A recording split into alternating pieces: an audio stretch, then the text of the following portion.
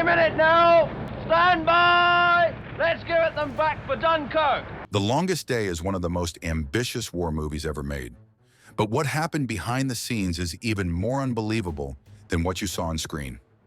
Fact 1. I think that's always worried me about being one of the few is the way we keep on getting fewer. The Longest Day was filmed in black and white, even though color was already the Hollywood standard in 1962. Producer Darryl Zanuck insisted on this choice to give the film a gritty documentary feel. It also allowed real D-Day footage to be blended seamlessly with stage scenes. Color would have exposed the difference instantly. Critics later praised the decision as bold and visionary. The black and white palette stripped away glamour and emphasized raw realism. It forced audiences to focus on the chaos and brutality of war. More than 60 years later, the visuals still feel timeless. Instead of looking dated, the film feels authentic. Few war epics have achieved this level of immersion. This choice became one of the movie's most powerful trademarks. And while that decision shocked Hollywood, what came next was even more daring, because Zanuck didn't hire one director, he hired 4. Fact 2. Don't stand there yapping. This isn't Hyde Park Corner. The war's over there. Most films rely on one director, but The Longest Day had 4 working simultaneously. Ken Anakin shot the British and French sequences, Andrew Martin directed the Americans, Bernhard Wicki handled the Germans, and Gerd Oswald focused on parachute scenes. Filming took place across several countries at the same time. It was a logistical nightmare, but gave the movie a global feel. Zanuck acted like a general, coordinating his commanders. Each director brought a different style and perspective. The approach mirrored the multinational reality of D-Day itself. Audiences were struck by the scale and authenticity. No Hollywood war film had ever attempted such a structure before. It could have been chaos, but instead it worked brilliantly. The invasion felt massive because it was created by many hands. And just when you think that's remarkable, the production went further, because real D-Day veterans were brought in to make sure nothing was faked. Fact 3. The old man sure has changed since yesterday. To guarantee authenticity, Zanuck hired actual veterans who had fought on D-Day. General James Gavin, John Howard, Lord Lovat, and Philippe Kiefer all advised on the film. These men corrected uniforms, tactics, and even dialogue. Their presence made the cast realize they weren't just making entertainment, but retelling history. Actors asked them what it really felt like on the beaches. The veterans' stories shaped many scenes. This gave the movie a weight few war films ever achieve. For some actors, it was intimidating, knowing the men who lived it were watching. For audiences, the result was strikingly real. The movie became more than cinema. It became a tribute. Their involvement blurred the line between war and storytelling. And if you thought expert advisors were powerful, wait until you hear about the actors who had actually lived through the war themselves. Fact 4. We're starting the war from right here. Several stars in The Longest Day didn't just play soldiers, they had been soldiers. Henry Fonda had served in the U.S. Navy, Eddie Albert worked in Army intelligence, and Richard Todd had actually parachuted into Normandy on D-Day. These men carried memories that no script could recreate. When they delivered lines, it came from lived experience. Their presence gave the film an authenticity that no training could fake. Other cast members admitted they felt humbled to work beside them. Audiences didn't know it at the time, but they were watching real veterans relive the war. It gave the movie a subtle but powerful intensity. Instead of acting, some scenes became memory on film. That weight is still felt when watching today. It blurred the line between cinema and reality in a way no other war film had done. And if you think casting real veterans was bold, wait until you hear how John Wayne's role created one of the biggest controversies of the entire production. Fact 5. You can't give the enemy a break. Send them to hell. John Wayne played Lieutenant Colonel Vandervoort, a paratroop officer who was only 27 years old on D-Day. The problem was that Wayne was 55 at the time of filming, more than twice the man's age. Viewers immediately noticed the mismatch. He looked far older than the soldiers around him. Yet Zanuck wanted Wayne's star power no matter the cost. Wayne brought fame and charisma, but not realism. Some critics said his performance felt stiff. Others argued his name alone justified the choice. For audiences, Wayne was still an icon of American heroism. But for veterans, it was a strange and distracting decision. His casting raised the question, should war movies value truth or star power? Zanuck clearly chose the latter. And while Wayne's age drew criticism, his paycheck created even more drama because he demanded far more money than anyone else. Fact 6. If you ask me, Flanagan, there's a lot of very peculiar blokes on this beach. While most actors were paid around $25,000, John Wayne demanded a staggering $250,000. Rumors spread that this was his revenge against Zanuck, who had once insulted him over bad financial decisions. Whatever the reason, Wayne's paycheck was 10 times larger than his co-stars. It created jealousy and whispers on set. Some actors felt it was unfair, especially since many were veterans working for modest fees. But Zanuck agreed, because losing Wayne would have been disastrous for ticket sales. Wayne himself never apologized. He knew his worth and made the studio pay for it. His presence guaranteed attention, but it left a bitter taste for others. Hollywood politics had collided with history on screen. Yet money wasn't the only shocker during production. On location in France, the crew made a discovery buried in the sand that took everyone by surprise. Fact 7. While filming near Pointe du Hoc, the crew stumbled upon a World War II relic. An actual American tank, abandoned after the invasion, lay buried in the sand. It had been forgotten for almost 20 years. When they uncovered it, they were stunned. The production team quickly restored the tank. Instead of leaving it as a relic, they rolled it straight into the movie. It blended perfectly with the recreated battle scenes. Few viewers realized they were looking at an authentic piece of history. For the actors, it was a chilling reminder that they stood on real ground where men had fought and died. The tank became more than a prop. It was a ghost of the past. Its discovery gave the film a depth no studio could buy. History itself had stepped onto the set. But the surprises didn't stop there, because the United States Navy also joined the movie in a way no one expected. Fact 8. When you get to Normandy, you'll only have one friend, God. To capture the scale of the invasion fleet, the U.S. Sixth Fleet provided real warships. 22 ships sailed into formation, just like the real armada on D-Day. These weren't models or tricks. They were authentic naval vessels. Crews performed maneuvers that mirrored the invasion. The result was breathtakingly realistic footage. Studio effects could never have matched it. Audiences saw destroyers and transports that were actually in service. It was Hollywood and the military working side by side. For Zanuck, it was a dream come true. The Navy's involvement gave the film unparalleled scale. It was a tribute to the real men who sailed across the channel. But as impressive as real warships were, Zanuck wanted to go even further, because he actually tried to put Eisenhower himself on screen. Fact 9. You remember it. Remember every bit of it. As we are on the eve of a day that people are going to talk about long after we are dead and gone. Zanuck dreamed of having General Dwight Eisenhower, the commander of D-Day, play himself in the movie. At first, it seemed possible, since Eisenhower was alive and recently retired as U.S. president. Imagine the impact of seeing the real man on screen. But when makeup tests were tried, the illusion collapsed. Eisenhower no longer resembled his 1944 self. His health and schedule made it impossible as well. Zanuck had to let go of his boldest idea. Instead, set designer Henry Grace, who looked remarkably similar, played the part. His voice, however, had to be dubbed by another actor. It was a compromise that worked, but it wasn't the real thing. For audiences, the illusion held. But behind the scenes, Zanuck's ambition had failed. And while Eisenhower stayed out, one actor dove in, literally, because Robert Mitchum shocked everyone with his fearless plunge into freezing water. Fact 10. I don't have to tell you the score, you all know it. Only two kinds of people are going to stay on this beach. During the Omaha beach scenes, extras were asked to enter icy water. Many refused, shivering on the shore. The cold was unbearable and morale was fading fast. Robert Mitchum grew impatient with the delays.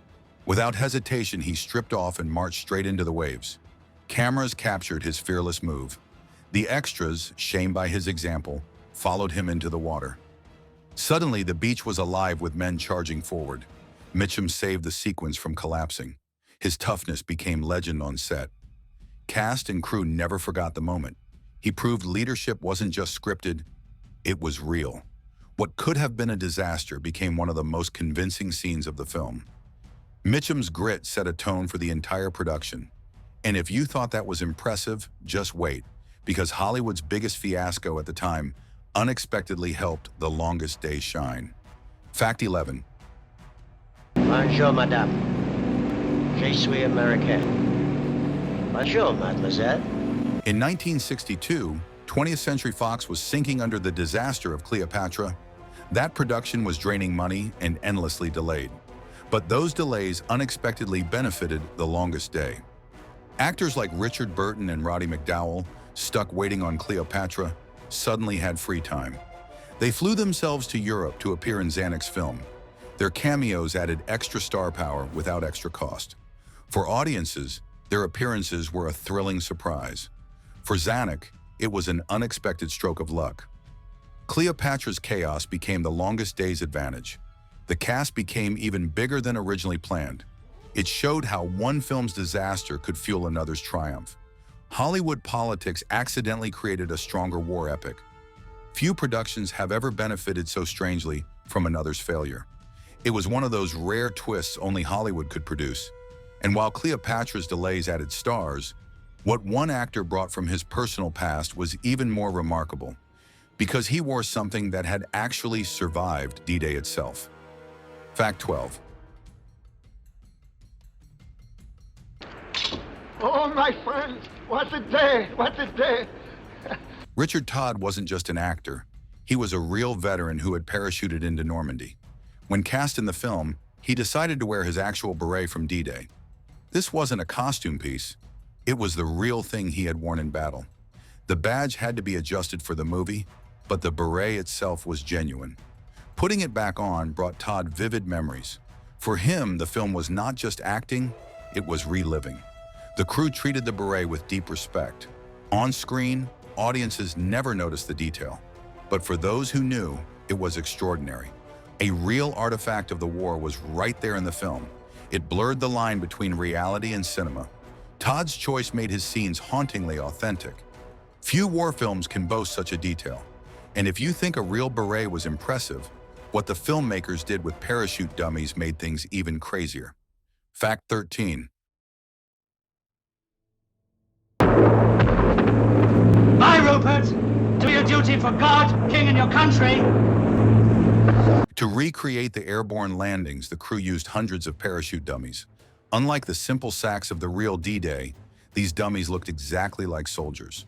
From a distance, they were indistinguishable from men. Cameras captured them falling by the dozens. The effect was eerily realistic. Even cast members were fooled when they first saw them. It added chaos and scale to the invasion scenes. For audiences, it looked like hundreds of paratroopers dropping from the sky. The technique was low-tech but incredibly effective. The dummies gave the film visual impact without requiring thousands more extras. It showed how creativity could replace budget. Many viewers believed they were watching actual soldiers. The deception worked perfectly. But if the dummies fooled the eye, the sound of the film hid a mistake, because a very small detail gave away something no one expected. Fact 14.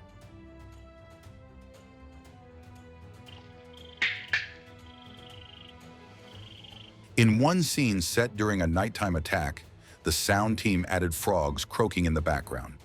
At first it seemed natural, but experts quickly noticed something odd. The frogs were of a species not found in northern France. The sound came from recordings in another region.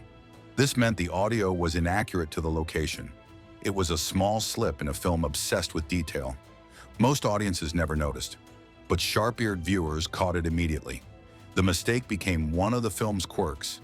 Even in a production this massive, errors slipped through. For some, it was proof perfection is impossible. For others, it was a fun Easter egg. It showed that even the greatest war epic could stumble. And while a frog's croak was a small mistake, the next challenge the crew faced was enormous, because they needed thousands of men to fill the beaches. Fact 15. To fill the huge battle scenes, Zanuck turned to real armies. Over 2,000 active soldiers were hired as extras. They gave the film authentic military discipline, but global tensions pulled many of them back to duty. The Berlin crisis forced governments to recall hundreds of troops. The production suddenly had fewer men than expected. Despite this, enough soldiers remained to create massive crowd scenes. Around 500 British and 250 American troops continued filming. Their presence gave the battles weight and realism. Watching them march and fight looked natural, because it was. Extras didn't need to be taught how to hold weapons. They moved like soldiers because they were soldiers. The film benefited from their presence enormously. Hollywood actors couldn't have recreated that discipline.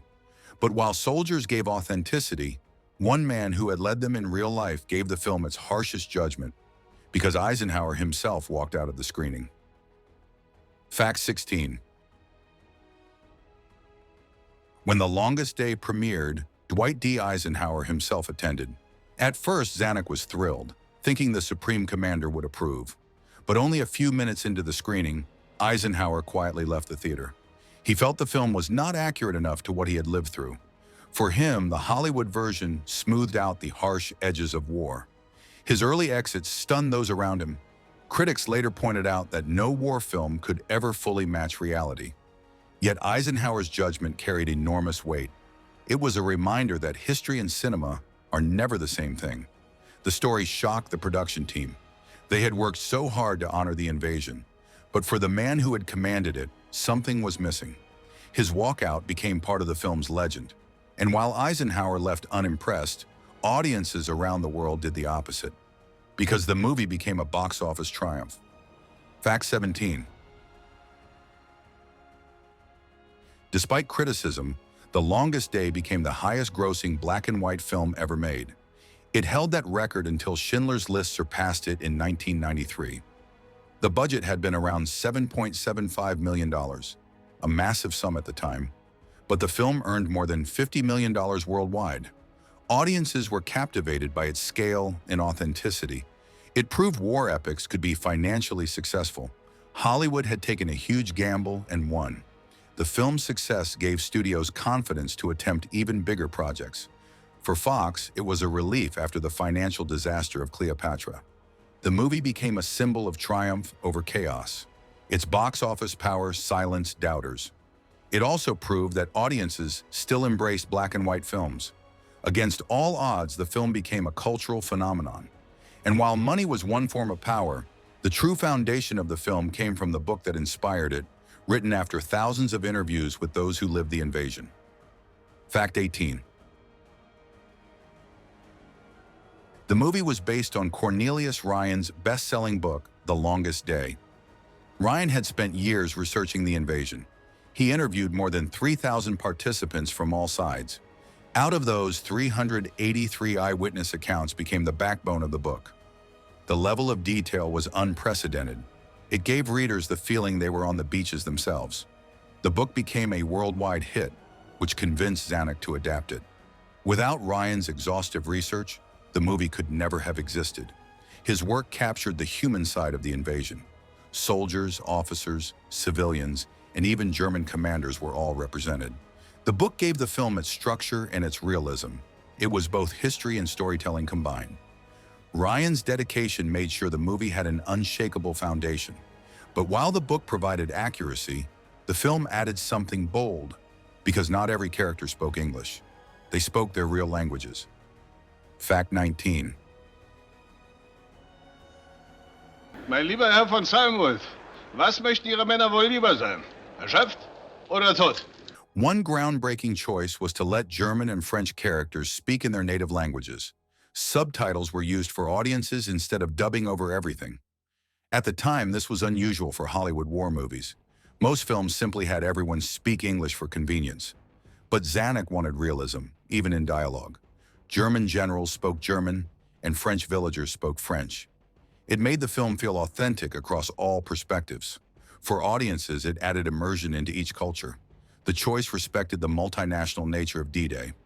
It also showed that war wasn't only viewed through American eyes. Some theaters released dubbed versions, but the original stood out as groundbreaking. The multilingual approach gave the film credibility worldwide. And while language added realism, the film's staying power was proven years later, because when it was re-released, it shocked Hollywood with its renewed success. Fact 20. In 1969, The Longest Day returned to theaters for a special re-release. By then, it was already considered a classic. Audiences flocked to see it again. In its first 4 days, it made nearly $3 million in ticket sales. It opened at #1 at the US box office. For a black and white film, this was almost unheard of. It proved the movie's impact had not faded. New generations were still fascinated by its scale. The re-release cemented its place in cinema history. Few war films had enjoyed such long-lasting success. Even years after its debut, it still felt fresh. Its legacy as both history and spectacle continued to grow. The film had become more than entertainment. It was a cultural monument. And if you thought you knew The Longest Day, these secrets prove there's always more hidden behind the scenes.